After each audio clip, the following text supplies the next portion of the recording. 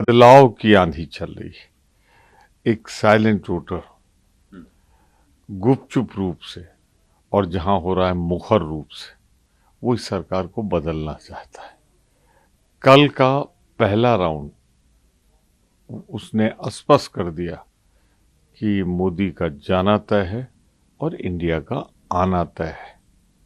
आपका क्या आकलन है? आप लोग कितनी सीटें जीत रहे हैं 102 सीटों में?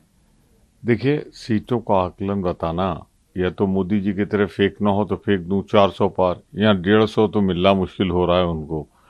तो मैं ये कह सकता हूं सीटों के बारे में तो और जरा रिपोर्ट्स आने दीजिए।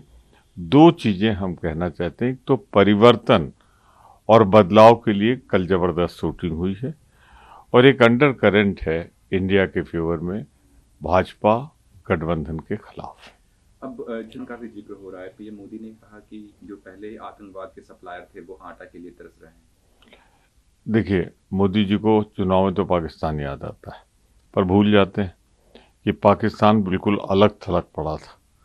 मोदी जी जब काबुल दौरे पे गए तो प्रधानमंत्री के रूप में बिन बुलाए वो लाहौर उतर गए और वहां जाके तत्कालीन राष्ट्रपति नवाज शरीफ, प्रधानमंत्री नवाज शरीफ के मां के चरणों में सर झुका दिया और उसी के बाद पठानकोट हुआ। तो मैं सिर्फ इतना कहना चाहता हूं कि मोदी जी की गलत नीतियां, आडवाणी जी का जाना वहां भारतीय जनता पार्टी के राष्ट्रीय अध्यक्ष और जिन्ना को सेकुलर डिक्लेयर कर देना दुनिया का सबसे बड़ा, ये दो ऐतिहासिक भूलें हैं जिनकी वजह से पाकिस्तान का मन बढ़ा है। सर, गांधी की अमरोहा में रैली है, अखिलेश यादव भी हैं। अखिलेश यादव ने कहा कि 10 सालों में बीजेपी का जो एजेंडा है वो लूट और झूठ फैलाने का है, करने का है। अभी गाजियाबाद में दोनों ने संयुक्त प्रेस वार्ता की और आज हम दूसरे राउंड में दोनों की ज्वाइंट रैली हो रही है अमरोहा में। मैं भी उसमें शामिल हूं। मैं इतना कह सकता हूं कि जनता का प्रबल आकर्षण ये जोड़ी बनी हुई है, ये गठबंधन बना हुआ है, इंडिया गठबंधन है।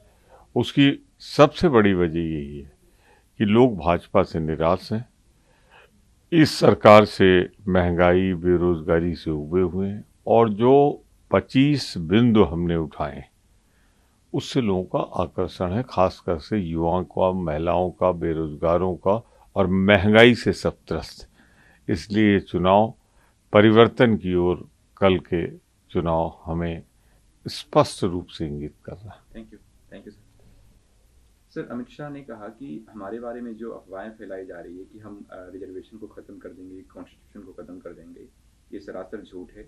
हमारे पास मेजोरिटी है, हमने इसका कभी दुरुपयोग नहीं किया।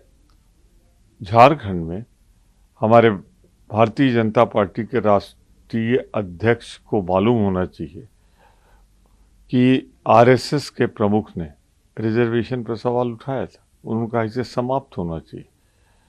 तो पहले उनसे बात करें, वरना एक गृहमंत्री के वक्तव्य का क्या महत्व है। भाजपा में होता तो वही है जो आरएसएस तय करती है।